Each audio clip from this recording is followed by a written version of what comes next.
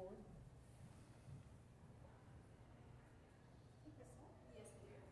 Cool. Just want to tack my focus and we're good. Awesome. Well, we just watched your remarkable play, and it knocked me out. I mean, nice major performances, incredible writing. The hills and valleys were just incredible. So, how did you come upon this and just say, God, I've got to write about that? Well, when I first read about the experience of State Department employees in the Lavender Scare, I have a tendency, whenever I hear some interesting factoid, I immediately think, oh, well, that could be a play. But with this one, that impulse just stayed and grew stronger, particularly picturing that dynamic, the two-couple dynamic was such a common trope on sitcoms of the era. Rob and Laura Petrie had the helpers next door, and Lucy and Ricky had the Mertzes. Right, yeah. And so there was always this kind of dynamic between two couples, and considering that trope combined with these circumstances, a play just started to germinate that I couldn't avoid. Boy, it's amazing. I mean, when it first opens, and it's like the Cleaver family or the Nelson family. Yeah, it's a traditional happy family sitcom with the setup of, oh my gosh, the boss is coming to dinner. Yeah, and so we try to introduce the world of the play in something that audiences already find familiar, and you settle in until you find out that the dynamic is actually quite different than you expected. Boy, I'll say. I mean, so many of us, especially people in my generation, were familiar with the Red Scare, but I didn't know about the Lavender Scare. I didn't either, and I was frustrated that I didn't, because it was such a galvanizing moment, having so many well-educated, well-spoken people rendered immediately unemployable when they were sent away from the State Department, and what that actually created was a group of people with nothing to lose.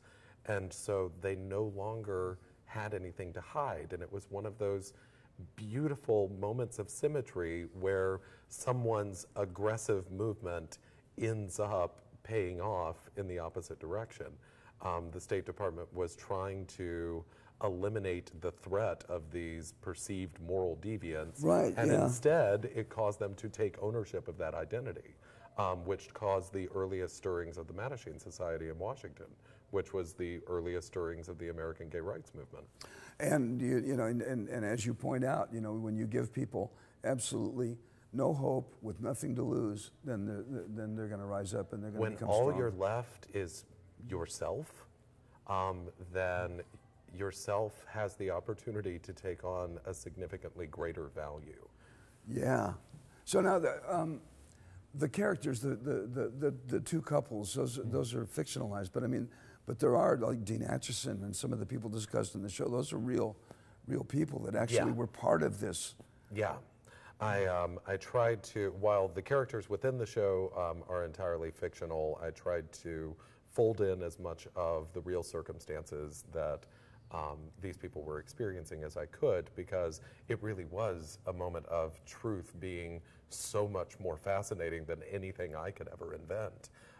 The fact that once this started, once this new criteria was set up, how quickly everything happened.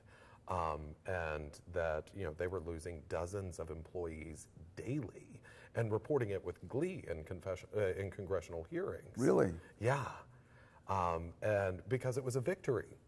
They identified these people as security threats, and now they were showing that these security threats were being removed.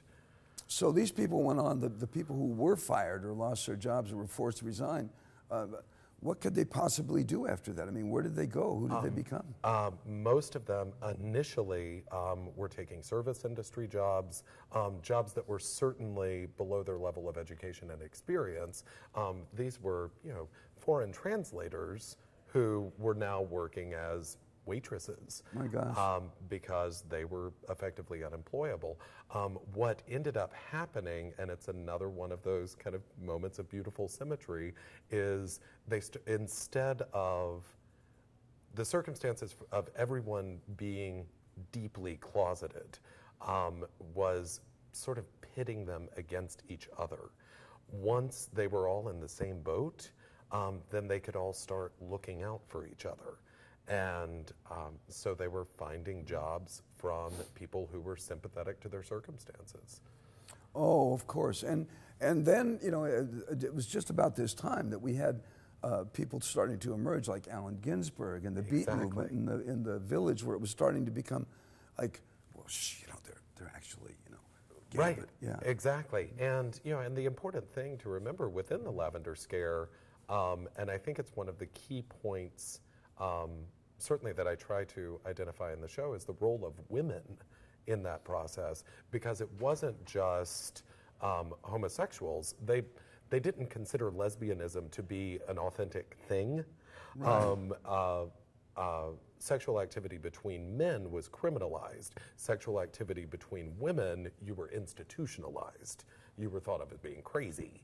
I think because there were a lot of people in positions of power who couldn't consider the possibility of a sex act being a sex act if a man was not involved in some way.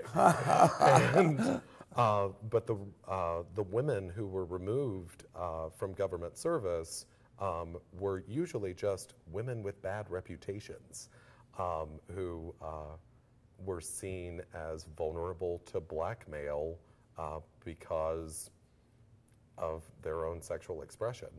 And so the combination of the homosexuals removed from service and heterosexual women who were really, by our terms, just self-actualized women, Right. Joining together and joining forces and saying this is unacceptable and something has to change.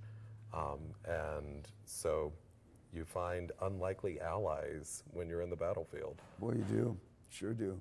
So who was who led the charge in real life to finally say enough is enough and let's all band together? In real life, it was the earliest stirrings were courtesy of the Mattachine Society. There were 2 chapters of it that were deeply influential in that, the Washington, D.C. chapter, and then a chapter in California. And that was the first time that we saw large groups of American homosexuals being willing to identify themselves publicly and to band together and speak out. And that was around 1953. One of the reasons that I set the play in 1950 is I was really interested, as I often am, about the moment just before significant change happens. Right. Yeah. The exact moment when people are quietly having the realization of enough is enough, this is unacceptable, something has to change. And it's the moment before you get organized. Yeah. And that was the moment that I really wanted to try and explore in this show. Yeah, my compliments, Topher. This was, I mean, I mean, you laugh and you know, you giggle and all this crazy stuff is happening on stage, and it was reminiscent for me about the second part of the second act where you know, it's kind of like Irish comedy where you go, oh my God, I'm laughing at that. I know.